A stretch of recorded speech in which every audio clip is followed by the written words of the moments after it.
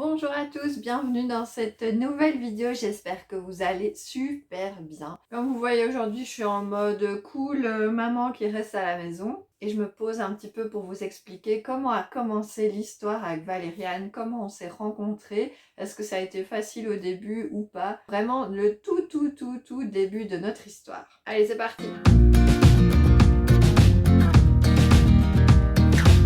Donc l'histoire a commencé en l'an 2008. J'avais donc 21 ans, si je calcule bien. Je faisais mes études de communication à Allier-CFC à Bruxelles. J'étais dans un cote, un espèce de petit studio à Etterbeek. J'avais une copine dans le même immeuble, mais j'aimais pas trop cet endroit. Et donc j'étais avec mon copain de l'époque depuis 5 ans. Quoi? Elle avait un copain? Mais quoi? Oui, j'avais un copain depuis 5 ans. Alors, par respect pour lui, je ne vais pas du tout parler de mon histoire avec lui. Mais donc voilà, ça faisait 5 ans qu'on était ensemble. C'était donc une relation assez bien installée. Et donc j'allais rentrer en 3e année de mon bac. Et je me suis dit que j'avais envie de changer d'endroit. Et donc j'ai essayé un peu de chercher pour me rapprocher de mon école parce que j'avais quand même pas mal de trajets à faire. Et en fait, il s'avère qu'au-dessus de notre école, il y avait 2 étages où il y avait des cotes étudiants, où il y avait que des filles. Et donc moi je m'étais dit ok, ben allons là. Donc j'ai visité, je trouvais ça cool, j'étais vraiment juste à côté de l'école, c'était génial. Et donc j'ai commencé à louer un cote là. Donc pendant l'été, donc avant la rentrée scolaire, j'ai déjà été m'installer. En fait je me souviens parfaitement du moment où j'ai rencontré Val pour la première fois. C'est hyper rare de se souvenir vraiment de la toute première fois qu'on a rencontré une personne et je me souviens exactement de ce qu'on s'est dit à ce moment-là. Fin du mois d'août, il y avait encore presque aucune étudiante qui était arrivée dans son cote et je suis passée devant la cuisine pour aller jusqu'à la toilette. Et en fait, Valériane était dans la cuisine et ce qu'elle m'a dit, c'est « salut, tu t'appelles comment ?» Mais vraiment d'un ton hyper bourru comme ça. Donc je l'ai regardé, je dis je m'appelle Émilie et toi? Ah salut, je m'appelle Valériane. Et voilà, ça s'est vraiment arrêté là. Moi j'ai continué mon chemin. Après on a commencé à parler une fois que les autres filles sont arrivées, que l'année scolaire s'est mise en route. On a commencé à faire connaissance petit à petit. Alors un code de filles, moi j'avais jamais vécu ça.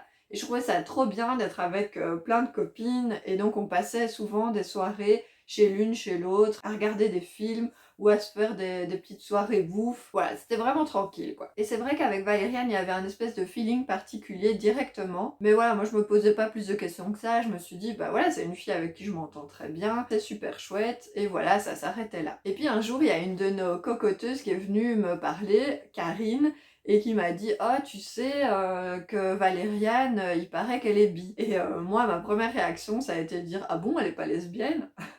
Vraiment, on n'en avait jamais parlé, mais pour moi, c'était plus ou moins clair qu'elle était lesbienne. Et j'étais plutôt étonnée que du coup, on me dise qu'elle était bi. Enfin bref. Et petit à petit, avec Valériane, s'est installée une relation plutôt tactile. On se faisait souvent des câlins, ou bien quand on regardait un film avec toute notre bande de copines, on faisait des petites doudous comme ça sur le bras, des trucs innocent. Et moi je me suis vraiment jamais dit que c'était bizarre à ce moment-là. C'est vraiment arrivé petit à petit où j'ai commencé à me poser des questions, où je me suis dit tiens c'est bizarre, je la considère pas tellement comme les autres filles du groupe. J'étais vraiment contente quand elle était là, j'avais envie de la voir. On faisait à cette époque-là pas mal de sorties. Et donc ce qui nous rapprochait aussi, on allait danser ensemble. Et donc une chose en amenant une autre, on s'est quand même vraiment rapprochés physiquement.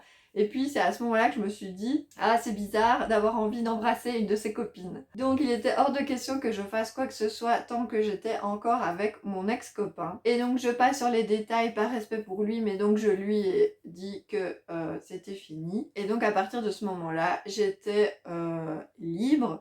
Par contre, c'était très bizarre de me dire que j'allais tenter le truc avec une fille. Moi, j'étais jamais sortie avec une fille, j'avais jamais vraiment réfléchi à la question, je m'étais vraiment jamais posé la question en fait. J'étais toujours tombée amoureuse de garçons et pour moi, ça coulait de source que j'étais hétérosexuelle. Et donc Valériane m'avait laissé sous-entendre qu'elle était intéressée, mais qu'il était aussi hors de question pour elle de faire quoi que ce soit tant que j'étais pas célibataire. Et donc voilà, là j'étais célibataire et on s'est retrouvés un petit peu face à face en se disant qu'est-ce qu'on fait maintenant? On a laissé passer un petit peu de temps pour que ça soit un petit peu naturel et pas sous pression. Et puis un jour dans ma chambre, on s'est donné notre premier bisou. Là, c'était le feu d'artifice et en même temps, c'était vraiment très stressant pour moi parce que je savais pas dans quoi je m'embarquais, je savais pas ce que je faisais, je savais pas si c'était sérieux ou pas, si c'était juste une expérience.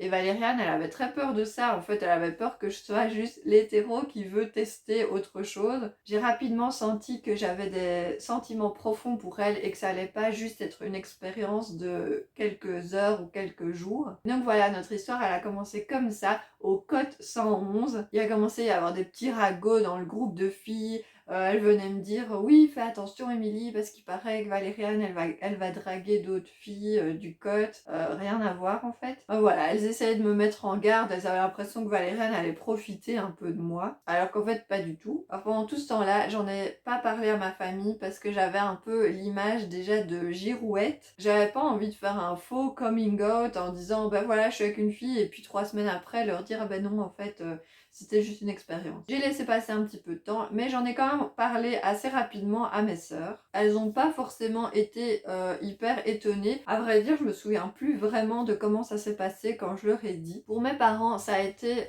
autre chose. J'avais vraiment très très peur de le dire à ma maman et encore plus de le dire à mon papa. Alors pour ma maman, je l'ai fait de manière pas hyper cool. C'est parce que j'avais tellement peur que je l'ai fait quand on était en voiture. Donc elle était à côté de moi, elle conduisait et je lui ai dit à ce moment-là, j'avais pas envie qu'elle me regarde, j'avais peur de son jugement. Vraiment, je me permets de raconter ça et j'espère que ma maman m'en voudra pas parce que je crois que ça peut peut-être aider de potentielles filles qui doivent le dire ou de potentiels parents qui vont l'entendre. Mais ma maman au début ça a quand même été difficile. Pourtant ma maman elle est quelqu'un de très très ouverte et elle avait dans son entourage déjà des amis homosexuels. Donc vraiment c'est pas du tout quelque chose qu'elle découvrait avec moi. Mais au moment où je lui ai dit ça a quand même été un gros choc. Elle a pleuré et je pense qu'une des premières choses qu'elle m'a dites c'était qu'elle était triste parce que j'allais pas pouvoir lui donner des petits-enfants. Alors c'est marrant parce que quand on voit ma vie maintenant, on se rend compte que je lui ai donné plus de petits-enfants que ce qu'il en fallait.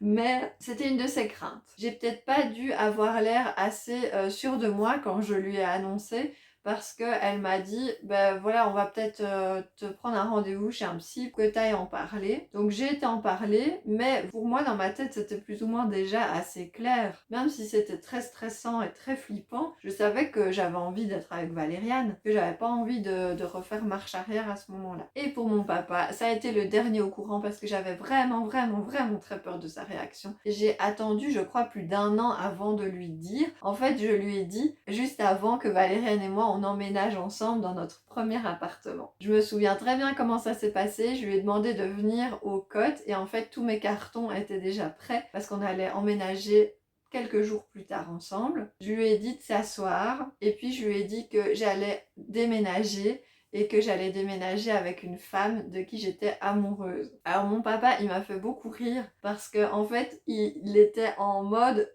process au fur et à mesure que je lui parlais. Et alors, je me souviens très bien, il m'a dit mais une fiche femelle, ça s'emboîte pas dans une fiche femelle. Ça, c'est vraiment une phrase qui m'a marquée. Et on en rigole encore un petit peu avec Valériane de temps en temps. Voilà, il essayait de comprendre. Et moi, avant de le voir, j'étais persuadée que le jour où j'allais lui dire, ce serait le dernier jour que j'allais le voir, parce qu'après, il allait plus vouloir me voir, qu'il allait me virer de sa vie. J'étais vraiment sûre de ça. Et en fait, ça s'est pas passé du tout comme ça. Il a mis quelques minutes à comprendre, et puis il m'a dit qu'il avait peur pour moi, qu'il avait peur que j'ai des ennuis, qu'on m'embête avec ça, que je sois harcelée par des gens. Et après, il m'a dit qu'il serait toujours là pour me protéger. S'il y avait qui que ce soit qui venait m'embêter avec ça, je devais lui dire et qu'il serait là pour me protéger. J'étais vraiment très étonnée, très surprise de sa réaction. Je m'y attendais pas du tout. Et donc mes parents ont très vite rencontré Valériane après cette annonce. Et le feeling est tout de suite bien passé, autant avec ma maman qu'avec mon papa. Les deux l'ont bien apprécié dès le début. Je me souviens de réflexions du genre oui mais vous faites pas vraiment cliché lesbienne donc ça va. Je sais plus du tout qui m'avait dit ça mais je me suis dit bon ok c'est limite. On fait pas trop lesbienne donc ça passe, on accepte. Quand je l'ai annoncé à mes amis de l'école, je me souviens de certaines réflexions du genre «Oh moi, c'est pas grave, je m'en fous tant que tu me dragues pas». Vraiment trop bizarre comme réaction, je trouve. Oui, non, en fait, c'est parce que je suis avec une fille que je suis susceptible de vouloir draguer absolument toutes les filles de la Terre. J'ai jamais voulu me coller une étiquette sur le front parce qu'en fait, je ne sais pas encore à l'heure actuelle, à bientôt 34 ans, je ne saurais pas dire si je suis hétéro, lesbienne, bi ou quoi que ce soit. J'en sais rien et en fait, je m'en fous. J'imagine que je suis susceptible de tomber amoureuse peu importe le genre, c'est vraiment plutôt au feeling avec la personne. Voilà, mais donc ça c'était notre rencontre il y a 12 ans, depuis on s'est mariés, on a vécu 1 an au Canada, on a acheté une maison, on a eu 3 enfants, il s'est passé un tas de choses, et je vous raconterai ça dans les prochaines vidéos. Et vous, dites-moi comment vous avez rencontré votre chéri ou votre chérie, ça m'intéresse aussi. Si vous aimez le contenu de ma chaîne, n'hésitez pas à vous abonner et à mettre un petit like, et pourquoi pas à partager et me rejoindre sur mes réseaux. Je vous envoie plein de gros bisous, je vous dis à la semaine prochaine. Ciao!